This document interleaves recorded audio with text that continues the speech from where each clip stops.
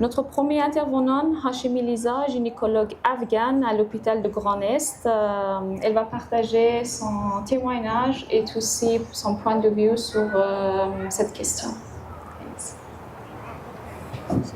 Oui, c'est ça. Oui, c'est allumé. Merci. Fatima, je veux élever un petit peu le volume parce qu'on voit le truc. Donc, celui-là, si tu veux. Merci. Si tu veux celle-là, c'est mieux.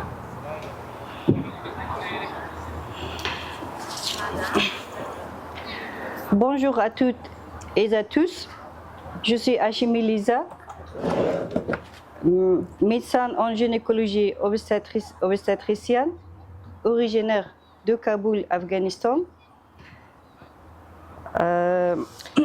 J'ai travaillé en tant que médecin gynécologue obstétricienne à Kaboul dans une maternité de haut niveau il y a des années. Aujourd'hui, je vais vous parler des conséquences de la privation d'activité physique sur la santé des femmes afghanes. Tout d'abord, l'activité physique concerne l'ensemble des activités quotidiennes telles que l'activité domestique et professionnelle. Ainsi, l'enjeu de la privation d'activité physique n'est pas seulement celui de la santé, mais aussi celui de la liberté et de la dignité des femmes afghanes. En préparant de ce sujet, les défis auxquels sont confrontées les femmes afghanes ont défilé devant mes yeux comme un malheureux souvenir, car il s'agit de la couche la plus fragile de la société humaine. Privées de tout, de leur liberté, de leurs droits les plus fondamentaux et même de simple fait de bouger librement. Imaginez, mesdames et messieurs, vivre enfermé entre quatre murs, jour après jour, traité comme un objet et privé de tout. Ces femmes ne sont plus que des prisonniers dans leur propre maison. L'Afghanistan a été déchiré par des années de guerre. Et ce sont les femmes, souvent, seules que soutiennent leur famille. Malgré cela, leur confinement imposé entraîne de nombreux effets défavorables sur leur santé. L'activité physique n'est pas un simple loisir. Elle est un pilier essentiel de la santé pour les femmes. Elle joue un rôle important dans la prévention de nombreuses pathologies. En effet, l'amélioration de la santé physique contribue à la prévention et la gestion de nombreuses conditions médicales telles que les maladies cardiovasculaires, le diabète de type 2 et l'obésité. Pourtant, l'Afghanistan, les femmes sont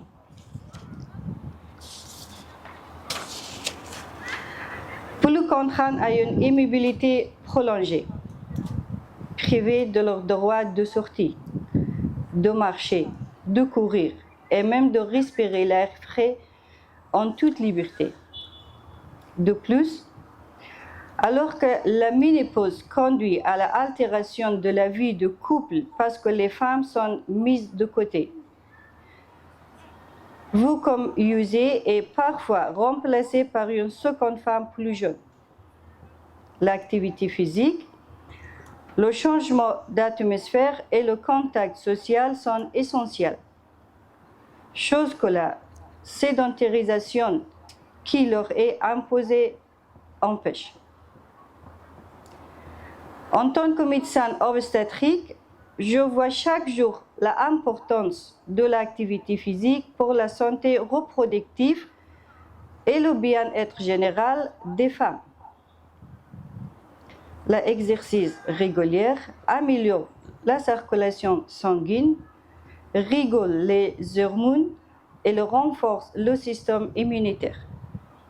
Pour les femmes afghanes, Pour les femmes enceintes, elle est vitale pour les grossesses saines car elle réduit les risques de complications de diabète gestationnel et la éclampsie. Mais en Afghanistan, les femmes enceintes n'ont pas accès à cette liberté de mouvement et cela met en danger non seulement leur santé, mais aussi celle de leur enfant à naître. Les conséquences de cette inactivité sont évidentes. Une augmentation de obésité, hypertension, de diabète et troubles musculo-squelettiques.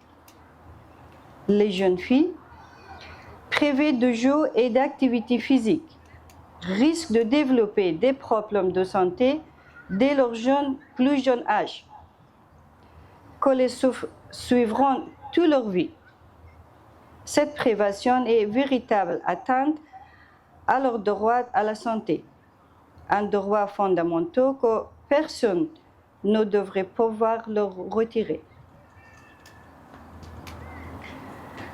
L'activité physique peut changer la vie de ces femmes. En 2018, une étude américaine a montré que l'activité physique réduit les risques de plusieurs maladies comme un cancer de sein, cancer de côlon, cancer de l'endomètre, ainsi que de maladies cardiovasculaires. Elle permet aussi de mieux tolérer les traitements contre le cancer. Mais pour les femmes afghanes, cette réalité est un rêve inaccessible. Elles perdent leur vitalité, leur santé et souvent leur vie.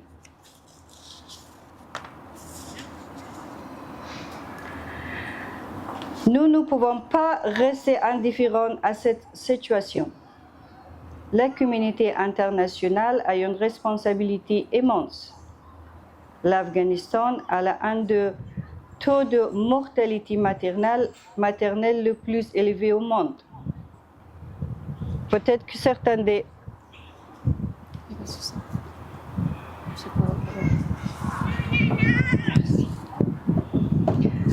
Peut-être que certains des jeunes, elles connaissaient, elles avaient des informations de ce sujet. Qu'Afghanistan est la plus élevée de taux de maternelle mortalité. Plus de 600 décès par 100 000 naissances vivantes. Imaginez, ce n'est pas seulement les chiffres, c'est une tragédie. Soit une femme qui meurt tous les 2 heures en accouchant. Par comparaison, ce chiffre est 10 décès par 100 000 naissances vivantes en France. Vous pouvez imaginer 10 décès par 100 000 naissances en France et en Afghanistan, 600 décès par 100 000 naissances vivantes. C'est-à-dire que dans tous les 2 heures, il y a une femme qui meurt. Ce ne sont pas juste des chiffres, c'est le reflet d'une tragédie humaine. Derrière ces chiffres, à chaque chiffre, il y a une femme, une famille brisée et une vie sacrifiée. Je souhaite parler que l'activité physique est un droit pour toutes les femmes, indépendamment de leur origine ou de leur situation. Les femmes afghanes ne doivent pas être oubliées. Leurs conditions actuelles, marquées par une immobilité prolongée et une violation de droits humains, est un danger pour leur santé physique et mentale. La communauté internationale a le devoir de réagir. Il est impératif de dénoncer cette situation, de faire en sorte que les droits des femmes soient respectés en Afghanistan et de soutenir toute initiative visant à leur redonner la liberté de bouger, de respirer et vivre. Merci.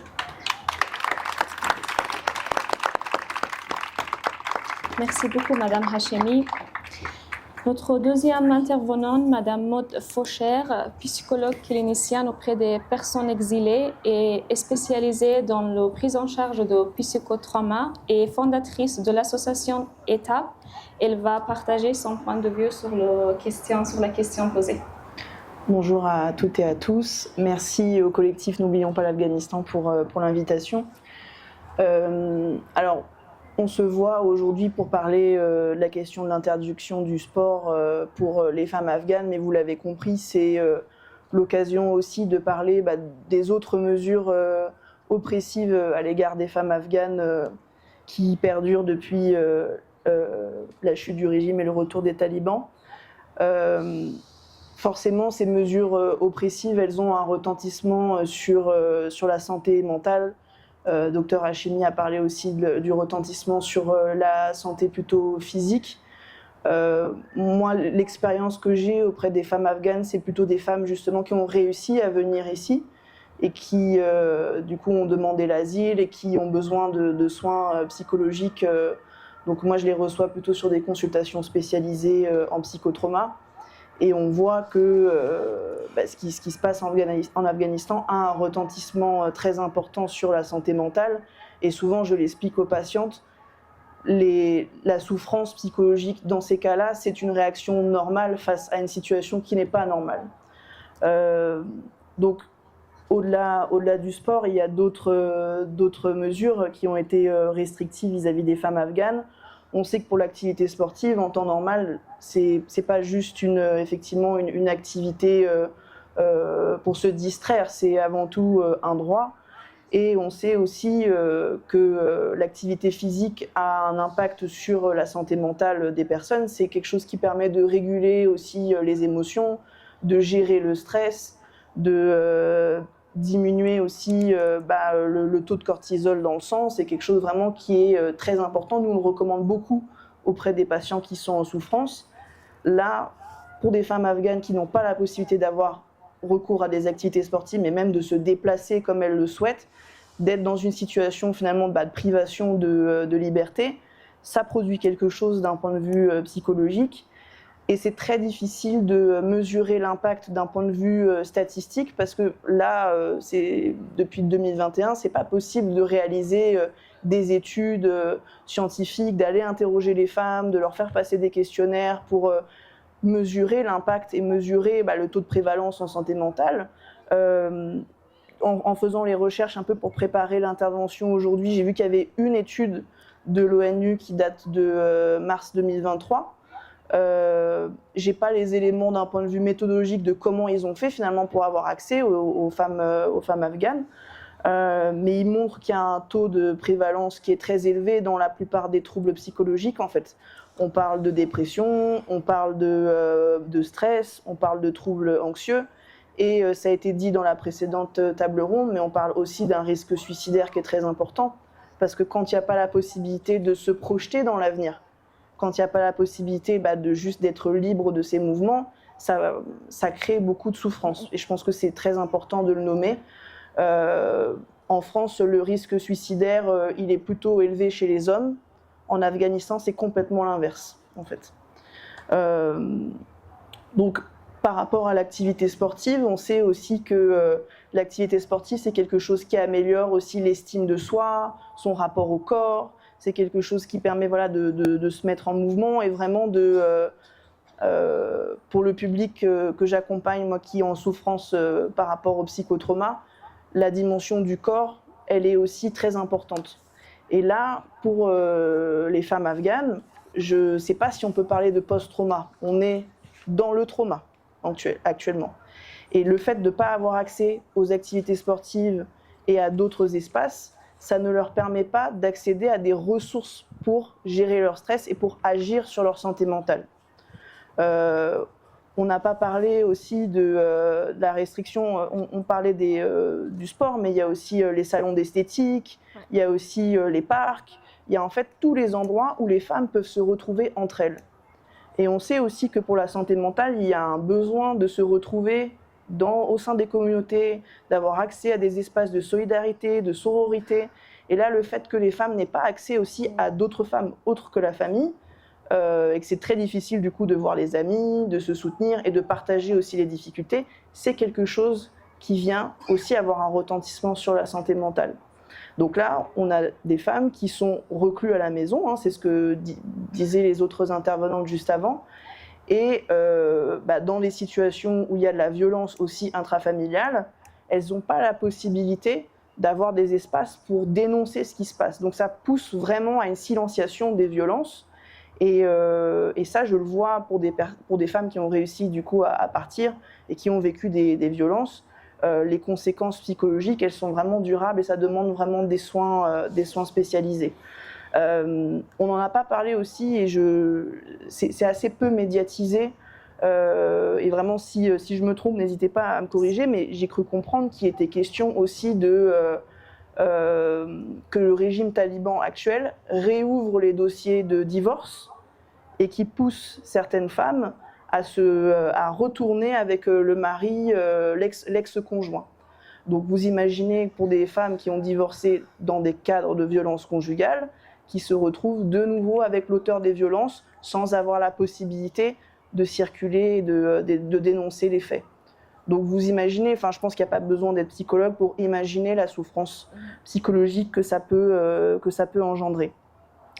Voilà, moi je pense que il y a aussi la question de qu'est-ce qu'on peut faire finalement. Il y a le fait déjà d'être ensemble et d'en parler, c'est très important. Je pense aussi qu'il y a il y a les différentes ONG, associations qui sont sur place qu'il faut soutenir d'une certaine manière. Il faut soutenir aussi les femmes afghanes qui sont ici en France, parce que je le vois qu'il y en a aussi ici où les violences se poursuivent, où il y a des situations d'isolement qui sont importantes. Donc il y a aussi la question de proposer un soutien pour ces femmes qui arrivent. Et je pense aussi à la communauté afghane qui est ici, qui voit ce qui se passe là-bas en étant à distance. Je sais que ça peut être, c'est très difficile parce qu'il y a aussi parfois la famille qui est encore sur place, mais aussi parce que de vivre tout ça en étant très loin, il peut y avoir un peu un sentiment d'impuissance, un sentiment de culpabilité aussi parfois. Et je pense que c'est très important aussi de le nommer, que votre santé mentale, elle est aussi très importante, qu'il faut aussi prendre soin de la santé des activistes qui sont ici, parce qu'on a besoin que vous soyez stable psychologiquement pour pouvoir lutter pour les personnes qui sont là-bas. Voilà, merci. Merci beaucoup. Et notre dernière intervenante, Ayoubi Shaqair, un expert de Kyokushin Karaté, détenteur d'un premier dan international au Japon, est aussi militante de droits des femmes en Afghanistan. Tout d'abord, elle va se présenter, après elle va partager son témoignage avec nous. Bonjour à tous et à toutes, j'espère que vous allez bien. Tout d'abord, je m'excuse pour mon manque de maîtrise de français. Je suis contente d'être parmi vous. Je m'appelle Shaqair Ayoubi et je suis une Afghane femme. Mon leader, c'est Kyokushinkan Karaté. Je faisais partie de l'équipe nationale de karaté. Je suis aussi des professeurs karaté. J'ai commencé à faire des sports en 2026. Jusqu'à la chute de l'Afghanistan par les talibans, j'ai traîneur de police femme du Ministry of Interior. J'ai travaillé aussi avec une organisation Hampolina و Hamgarayi. J'étais activiste pour le droit des femmes afghanes. Être sportif n'est pas un crime. C'est un droit naturel pour chaque personne. Selon moi, les sports devraient être obligatoires pour les femmes. En Afghanistan, il n'y a pas beaucoup de facilités, d'opportunités pour les sportifs, pour les femmes. Elles rencontrent des problèmes tels que l'insécurité, de plus, des ventes fair-face, des préjugés sociaux. J'ai entraîné en Afghanistan. Je peux dire que les conditions n'étaient pas bonnes pour un athlète. Société n'était pas La société n'était pas faite pour ça. Personne n'était pensé au sport. Leur opinion sur le sport était en arrière. C'était un problème majeur pour les filles afghanes. Elle n'a pas fait le sport est très mauvais et entraîne des problèmes médicaux. Le sport permet de maintenir bonne santé et le cancer des maladies cardiovasculaires, le séprot, les bistes. Il y a aussi des effets sur la physiologie positifs, meilleur émotionnel, bisous, le stress et l'anxiété, meilleure confiance en soi. Le problème en France, c'est pour moi, n'est pas connaître la langue. Nouveau pays, nouvelle culture, on apprend tous les. C'est là pour prendre beaucoup de temps. Pour moi, c'est immigrant, c'est beaucoup difficile.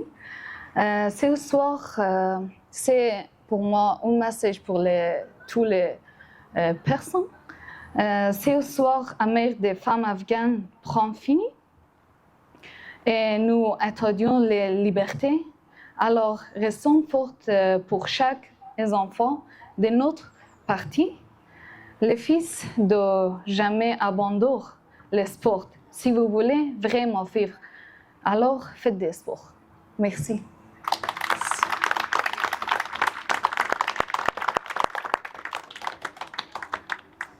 Merci d'avoir accepté notre invitation. On va justement commencer notre troisième table ronde avec notre invité. Des questions? Oui. Par contre, si vous avez des questions à poser, donc ils sont là pour répondre. Est-ce qu'entre vous, vous avez des questions? Ok. Je voudrais juste savoir, est-ce qu'il y a des hommes qui sont d'accord avec la lutte des femmes en Afghanistan?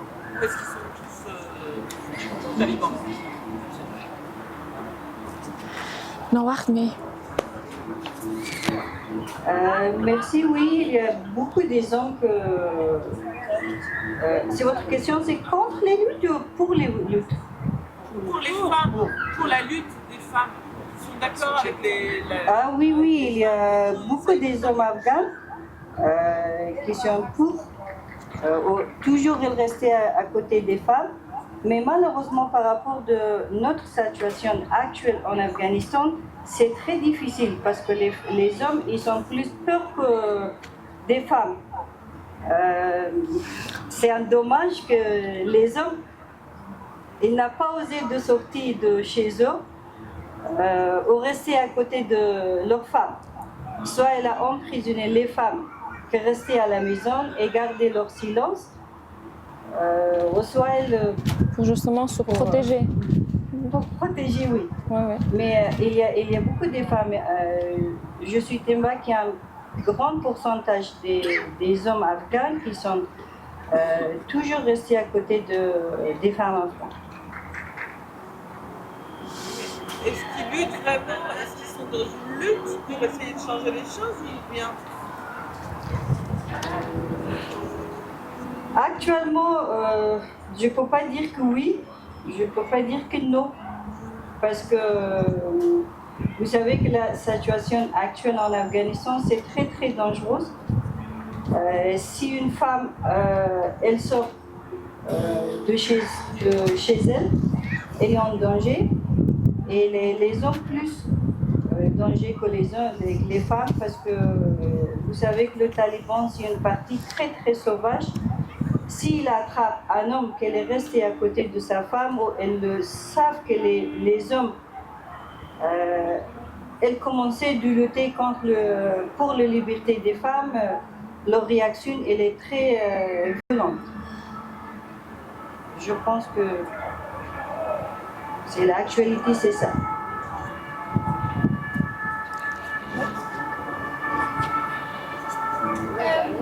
Quelles sont les limites du régime actuel? C'est complice. C'est-à-dire qui aide. qui aident dans le Ouais. régime taliban. En fait, ça vient des pays voisins comme Iran, Pakistan, qui soutiennent dès le début le régime des talibans. En fait, il y a toujours des intérêts politiques à part des voisins et aussi quelques pays arabiques qui soutiennent les talibans. Et parallèle, du coup, on pourrait dire tout simplement au niveau de politique, les talibans aussi, ils ont toujours, entre guillemets, le soutien aux États-Unis, mais en cachette. Et du coup, ce qui est vraiment, vraiment important, c'est que maintenant, ils vont mettre en collaboration avec des talibans justement pour combattre avec des Daesh. Donc du coup, c'est l'histoire qui se déroule et c'est vraiment difficile. Donc pour l'instant, les pays voisins, ils sont grand soutien pour les talibans et j'espère que d'autres pays dans le monde entier, ils ne reconnaissent pas le régime terroriste des talibans. Est-ce que vous en avez une autre question? Moi j'ai une question bête. D'accord.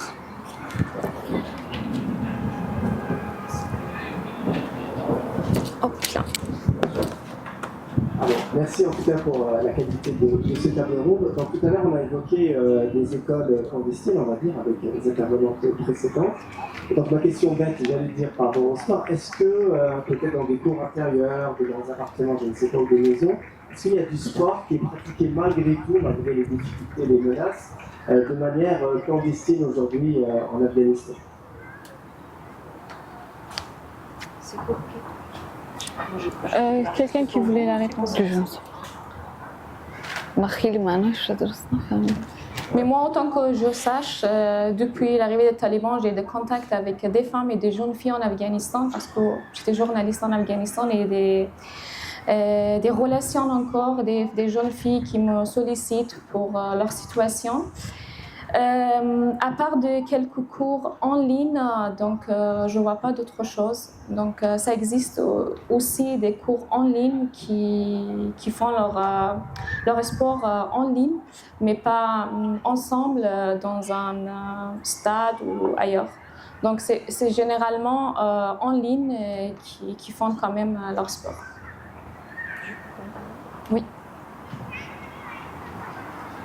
Concernant votre question, aux premières périodes de talibans, j'étais à Kaboul. En fait, beaucoup des femmes qui étaient en train de lutter contre leurs prisonniers à la maison, ils ont créé de cours pour les étudier, pour faire de sport. Mais moi, je me rappelle que c'était une expérience très dangereuse. Parfois que les talibans, elle a fui, elle a espionné partout. Ils ont su que les gens, les femmes, ils ont fait de sport. Ou, même certaines des femmes qu'ils ont collectées dans un endroit, par exemple chez quelqu'un, elle a rentré à la maison, elle a fait des actes très violents. Pour ça, c'est récemment que j'ai des familles en Afghanistan. Peut-être qu'ils ont fait individuellement, mais pas en collectif. Oui, c'est ça.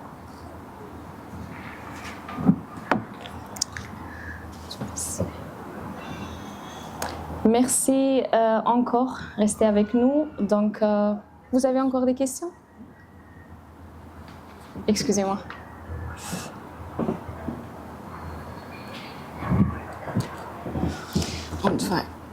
Ah oui. Bonjour, je représente une association. On apporte du soutien administratif à 11 000 migrants venant d'Asie essentiellement, dont un peu plus de 2 000 Afghans. Ça ne surprendra personne, nous avons 99% d'hommes.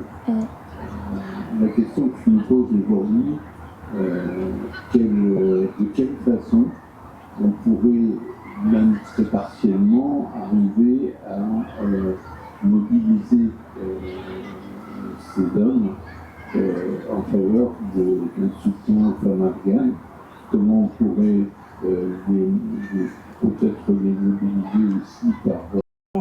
de genre, sur les questions de consentement, sur les questions d'égalité homme-femme. Et les fois où on a pu organiser des groupes comme ça, c'est des hommes qui viennent et qui sont demandeurs en tout cas d'avoir des éléments, du contenu sur ces thématiques-là, qui sont quand même assez peu accessibles en Dari ou en Pashto. Donc ouais, je pense que la force du groupe par rapport à ça, ça peut être vraiment très riche. Donc on va terminer notre deuxième table ronde. Merci encore d'être là et répondre aux questions aussi.